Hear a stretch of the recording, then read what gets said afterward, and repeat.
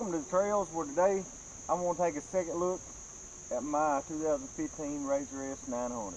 This bike has still got tilt steering, works the same way as the old 800S.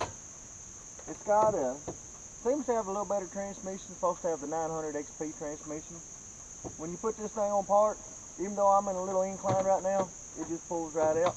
Now, I've not been brave enough to actually put it in park on a pretty good incline to see how it does. I know the old 800S, a lot of times it's hard to get out of park if you put it in there.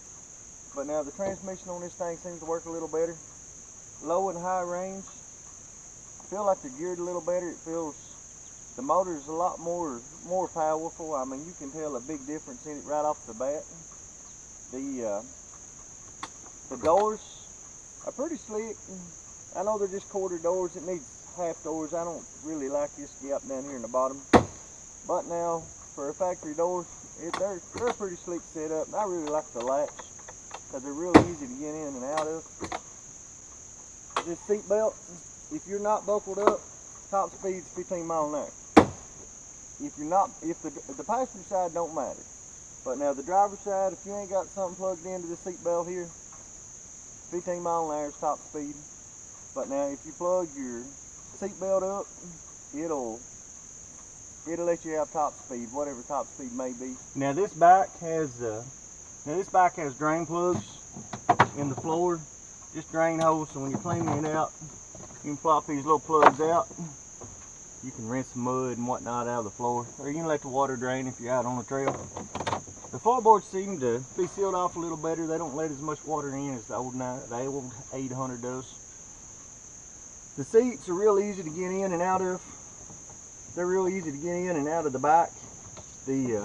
Just like the old ones, you just pull your little latch, slide the seat out. And as you can see there, this thing's got a car battery in it. It's got a standard top post car battery. So I mean, if you're out on the trails and battery goes bad, you can stop at the local AutoZone or any auto parts store, and they should have a battery that can fit in there and get a man back out on the trails.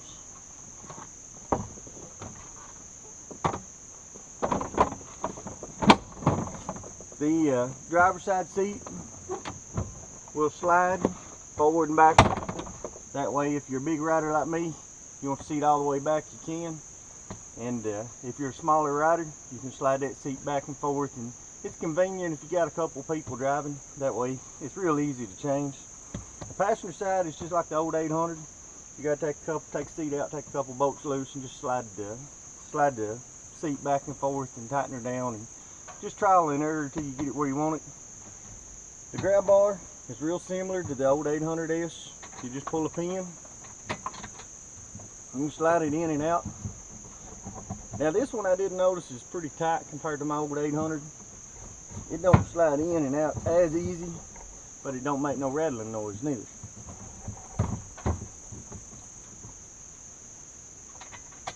When you get her where you want her, all you gotta do is slide the pin back in and latch it, and it ain't going nowhere.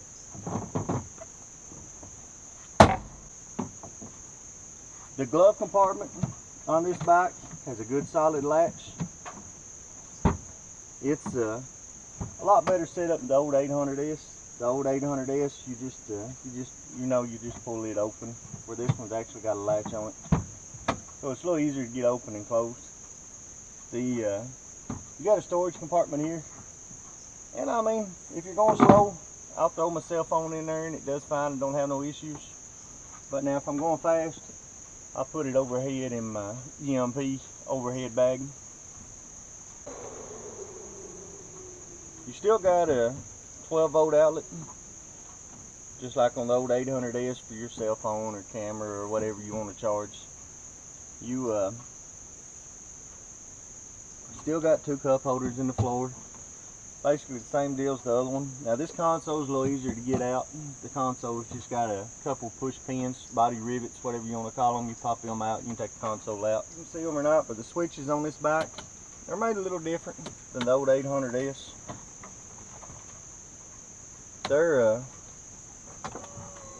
They light up when you push them. That way you know when you're in 4-wheel drive, 2-wheel drive, when your lights high, low, and then off. The dash has got a blue light behind it. It's got your temperature. It's got basically the same as the old 800S. The dash is not painted. It's just a plastic design. The old 800S had the painted dash, and if you went to drill any holes or anything, you had to be real careful, otherwise some of that paint would kind of flake off. So I kind of like this non-painted dash. It's just black. That way I'm going to get a couple of switches. I got a couple of switches ordered. I want to put them over here. Just kind of make it look factory. Now between the seats of this bike, you've got an access panel. All you got to do is pop it out, and you can get to the dipstick to check the oil. You can get to the oil filter, so you can change the oil filter. Just a real easy, quick access. So it's real easy to change. Do a little maintenance on the bike.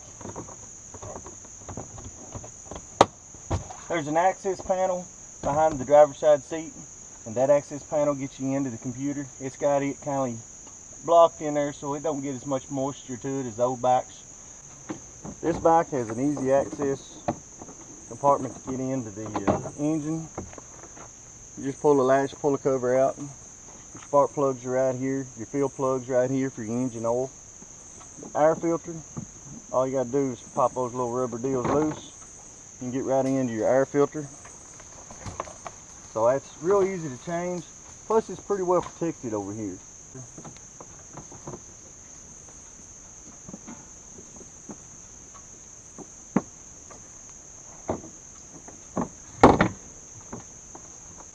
To remove the hood on the bike is pretty easy. All you gotta do is twist these little knobs. Just pull the hood off. When you get the hood off, you can get your coolant reservoir. You'll notice that you've got a accessories outlet right here, so you can hook lights or anything else up. Your radiator is right here. The frame is actually a round tubing design. It's a lot stronger than the old 800S frame. And this tubing actually runs around in front of the radiator to give you a little more structure and a little more support. The grill on the 900S is real similar to the 800S, only it's a lot thicker, it's a lot heavier duty. The 800 bikes have got that real flimsy grill, where this one's real thick. But still, it's easy access into the radiator. This is the EMP winch mount bumper. It's a real heavy duty design, so you mount your winch up here. This bike's got the Fox 2.0 shocks. They got a high and low speed adjustment, so you got a little more adjustability there. The tie rod ends themselves are actually made a little different. They've got a little crook bend to them there, and they're actually tie rod end instead of them little heim joint deals. I don't know if that's actually better, or I don't know what the issue was there, but it looks like they've got a little more clearance for the wheel than the old models did. The older models had that wheel was real close to that tie rod end. If you got a little play in there, it was bad for rubbing it. The A-arms are a much better setup. They've got a dual bolt design instead of the single bolt, and that should prove to last a little longer. Should prove to be a little less maintenance. The front diff is just like the 800S. You got a single drain plug and a single fill plug right there on the side, so it's pretty easy to do the maintenance on the front diff. Like I showed you, the coolant's real easy to get to. The engine oil is real easy to check, so I mean, the rear diff is real easy to check also. Now the rear diff, the transmission, transfer cases, all got a single fill plug or check plug, so you can actually check the fluids in it. It's this bike, you can check the fluids real quick and easy, unlike the old 800S, which took a little time. The old 800S had like 5 fill plugs, where this one's just got 3. You got your engine oil, you got your front diff, and then you got your rear assembly. The outer hubs now have grease fittings on them. I don't know if you can see them here, and you've almost got to pull the wheels off to actually get to the grease fittings so you can grease them. But that's a real good thing in my opinion, because the old ones didn't have grease fittings, and you had to pull the whole hub off to actually grease them. It's real aggravating, and they they didn't hold up real good if you didn't do the extra maintenance. But now this machine maintenance is a whole lot quicker, and it's a whole lot easier than the old 800S. The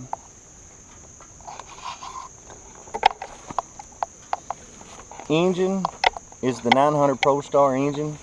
It's not the same exactly as the 900 XP engine. I reckon they've done a little modifying to the head and some more modifying. They've actually detuned the motor, but they've made it a little more efficient. Now, fuel mileage, I believe the fuel mileage is going to be proved to be a lot better than the old 800S. I'm not positive yet because I ain't got a lot of miles on it. I've got somewhere around 100 miles on it. It's done pretty good so far, but it's got a 9.5 gallon tank. So I mean, it's got a huge gas tank, so once you fill it up, it should last a while. This thing comes with the 27-inch GBC Dirt Commander tires. Now these tires, I love these tires. I've been running them for years on my other bikes. They're tough as nails. I mean, they do. I can't say enough about the tires. They do awesome. The whole bike is completely redesigned. You can tell the body plastics, the rear fender flares, everything is redesigned. The filler cap for the gas tank is real easy to get to. It's just right here on the side, and if you put 4 doors on it, whether it's aftermarket or whether it's the Polaris doors, it's going to be pretty easy to get to. They're not actually going to be blocking it like on the old 800S. I had aftermarket doors on my 800S, and it was a little aggravating getting the cap on and off. The rear shocks have a dual rate spring set up, and I don't know if you noticed, but I went ahead and pulled the rear sway bar. The rear sway bar mounted right back here across the frame, and I went ahead and pulled it off just to see how the ride is. I know the ride is a lot smoother without a sway bar, but now this thing it actually has quite a bit of body roll without it, so I don't know if I'm going to like it yet or not. I'm just going to try it a little bit longer and see if I like it, and I'll probably put it back on and try it again just to get a feel for it with and without it again, just to see if I want to leave it off or see if I want to run it. But Polaris they did a real good job. They made it real easy to get the sway bar off and on. That way, if you do want to try it, it's not that big an issue. The belt on this bike is real easy to get to, and it's actually got a drain plug. So if you get any water or anything in it, you can pull that drain plug out and let it drain. You ain't got to put it neutral and just rev it up like you did the old 800S and hope that you got it all out. The A-arms have all got Allen mites on them, so you can grease them, make them bushings last a little bit longer. Keep all the dirt and the muck flushed out of them. Front ones too. Now I did notice the top rear A-arms are a little bit different. I don't see no Allen mites on them. I don't know why they did that, but we'll see how they do in time, and I'm sure I'll have that apart and figure out why they did it maybe. On the side of the body, you've got holes in the plastic and holes in the frame. That way you can go ahead and mount Nerf bars or pretty easy. Polaris thought ahead and made it pretty accessible, so you can accessorize it pretty easy. The lug nuts are 19mm now instead of using 17mm sockets, so they're a little bit larger socket. I don't know if the stud's any larger or not. I've not actually had a wheel off. I've been aiming to pull the wheels off and check the studs, but I just hadn't got around to it yet. Having too much fun riding. But anyway, enough talking. Let's do a little riding.